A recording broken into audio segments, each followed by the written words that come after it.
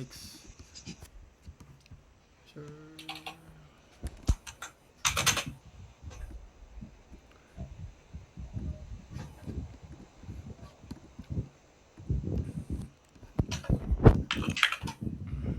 So, hello guys. Thursday learning na mo kuntos ako ang speaker. Nara ko i-share kadali sa kaning paggamit sa all-in-one SEO migration. So, the last time nagka-issue mini magkatong ato bay batong di mo gana tong katong unlimited version na katong file. Di mo gana sa pag-import. So, nakoy na kuan kita kanina source code GitHub. So, mo gana ni gana siya sa digit na kung migrate diri sa CRR. Mo na akong gi-send yata ba? Ang issue ato bay kay dili siya mo import bay. So ang gibuhat na ko ato is they tricks ani na katong gi-download na ko na katong sa file guys sa katong WP Press. So gi-download na ko ato, gi-import na ko siya sa gi-import na ko sa FTP gamit, gi-import na ko siya katong sa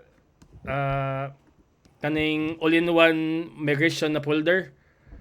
So gi-upload na ko ang file dito na WP Press, tapos ang gibuhat na ko is gi-add to ko diri sa backup, tapos gi-restore na akong file instead of import.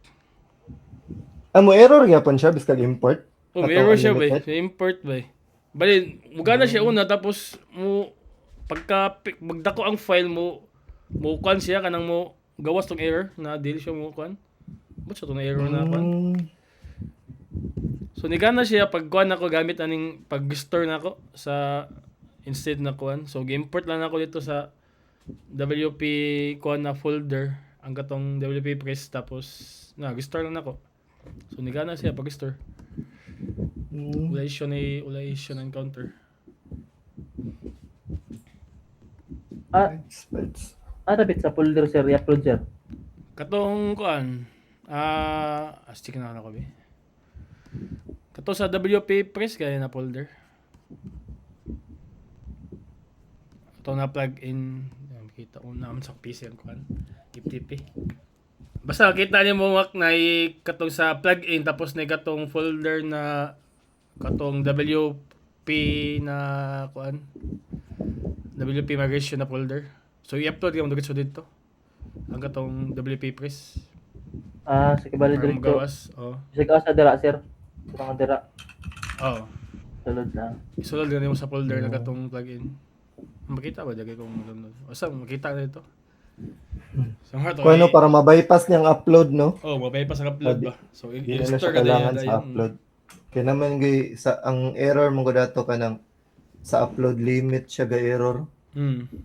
So kung wa na i-upload kay gi-upload na mo diretso sa file manager. So kuha na siya. Diretso na siya, Diretso no? na.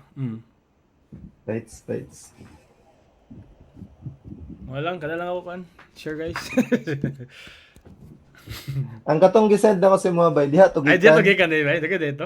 Ang kalayan lang ato kay ako arang gitanggal ang kana ganing nakalink sa ServeMask. Buang mo ganay lang update ron. Ang kato ganing sa una kay raman to mag-declare man sila constant. Karon ang update nila kay tanan request moagi na mo call na sa ServeMask. So ina-count nila ang imong migration ba. So para magpalit, 'di ba dati kay unlimited man to. Unlimited. Kanang kung mo palit ka unlimited siya. Kung naka license. Karon kay nana siya limit.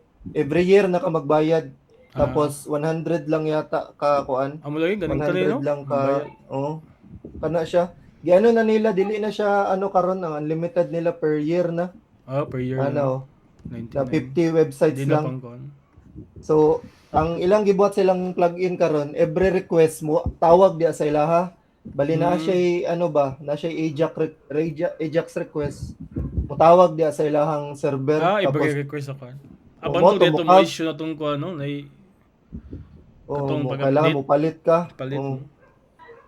So ang gibuhat na ko ato tanan request sa kuan na naka-point sa ServeMask, tanan Ajax request dito gitanggal na ako kay para dili na mo agi dia ba. Pero mo lang. Pets. Kawat, marag mga kawatan ba? Gamit ko ano gamit Ang ko pala. tipid ba? Di na magastog ko ba? Premium ba? Di mo tanas na kabalog Bisaya. Magana.